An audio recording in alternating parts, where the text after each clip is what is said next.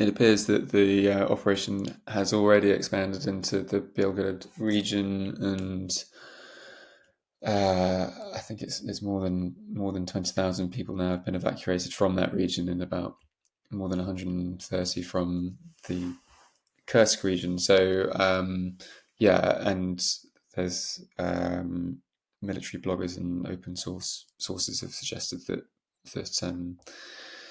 there's some heavy fighting going on in that region as well. And Ukraine, despite Russia saying every day that it's halted the incursion, and that the Ukrainians are being pushed back, it seems both by Ukraine's account of it and by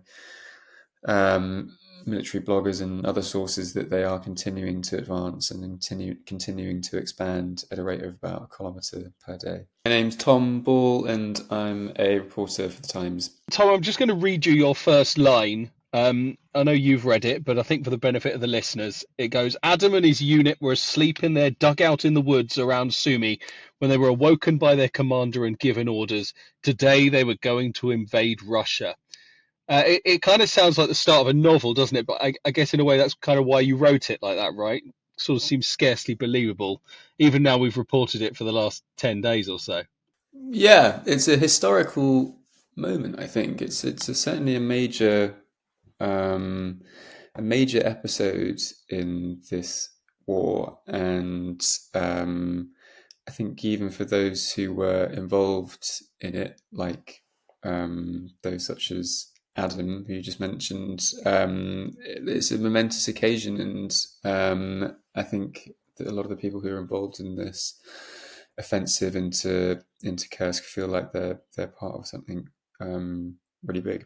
Now, the reason you're able to speak to Adam in Sumy is because he was involved in an incident, wasn't he, that didn't leave him in the best of conditions, although perhaps lucky to be alive. In a way, that the way that this incursion into Russia by Ukraine has been reported has been, almost of wild success. But it's fair to say that there have been inevitably casualties that you have seen and heard about.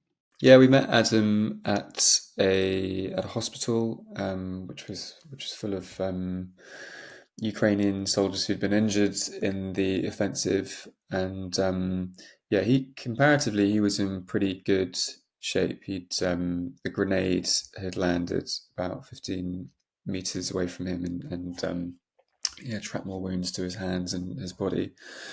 But there were lots of other people who were on crutches, or who had very bad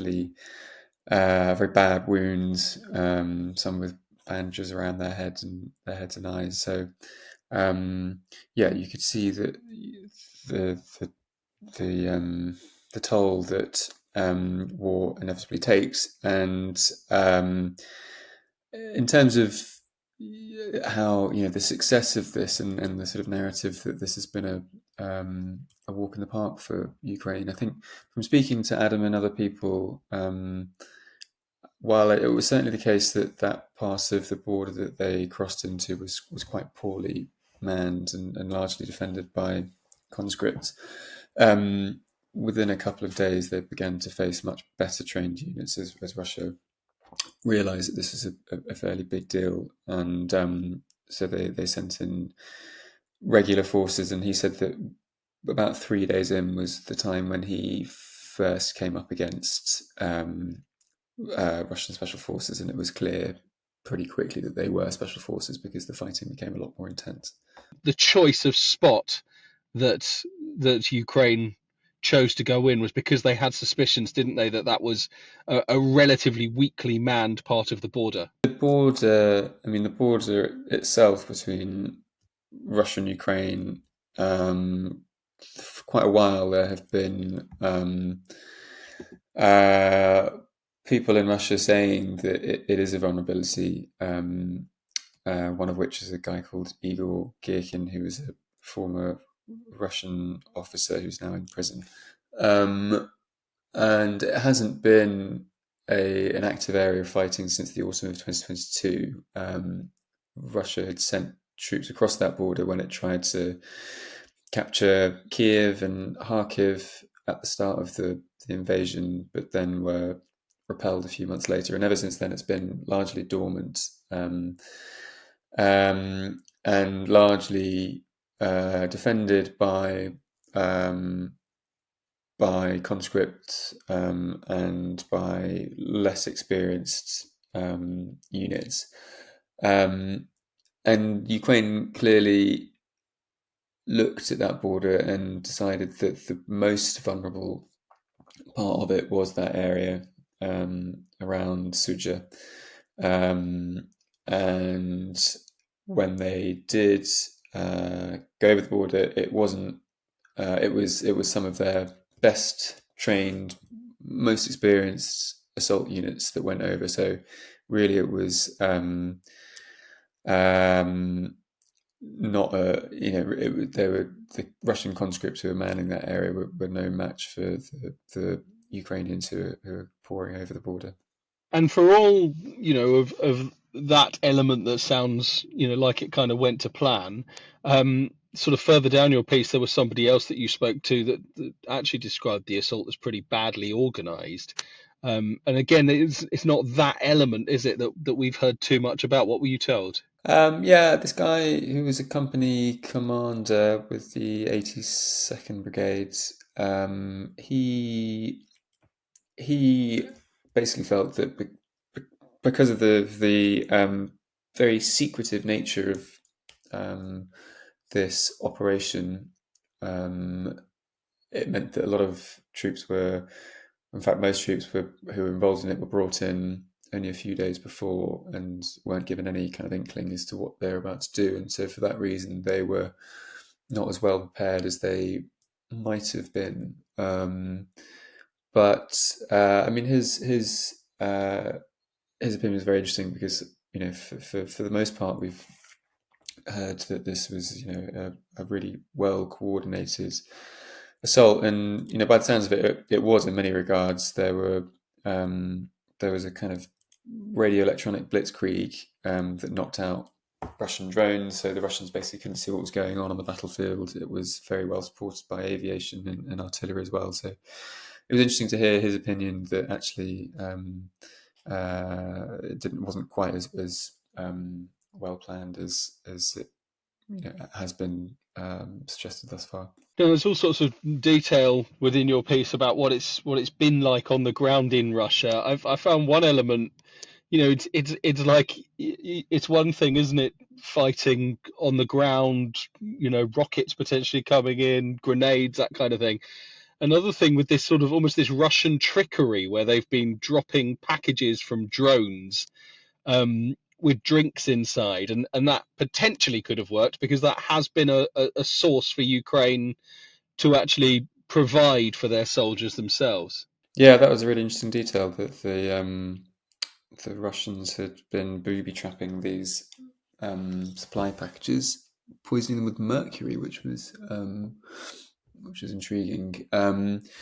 And also, yeah, poisoning lots of the food that was in Suja after they retreated as well. But doing everything they possibly could really to make life as difficult as possible for the Ukrainians. Let me just move on to just a couple of other parts that you mentioned, and again some sort of quotes that I think are interesting. The first one being that we've got questions, haven't we, about how far Ukraine is planning to go into Russia, how long it might hold on to these positions. But Adam, right at the end of the piece, gave you just a hint potentially as to at least one of the objectives, and it does sound like this isn't just a sort of about being tit for tat, is it? There are elements of planning that involves potentially success back in Ukraine, as it were, or gains back in Ukraine. I mean, I think the Ukrainians would say the whole thing is about success back in Ukraine, but I know what you mean. There's a sort of direct impact on with regard to that objective that he mentioned with Belgorod, which is a city in the adjacent region to Kursk. He was saying that his commander had told them that one of the ultimate objectives of the operation was to try and cut the supply line between Belgorod and Vovchansk, which is a city in Ukraine's Kharkiv region where the Russians have been pressing forward.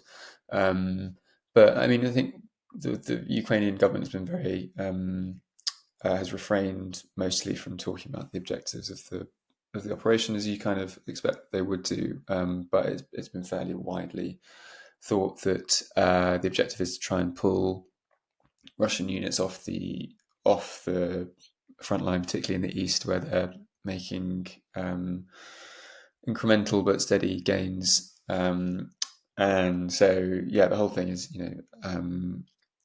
is not, it's not about getting their own back on Russia and taking a bit of their land. It's about having a knock-on effect in the defense of their own lands. I guess just the reason that I mentioned that is the point that you make, which is that Belgorod is in the neighbouring region to Kursk. That just potentially means that there's still quite a lot of ground that they intend to make. That's the point I'm trying to make, I guess.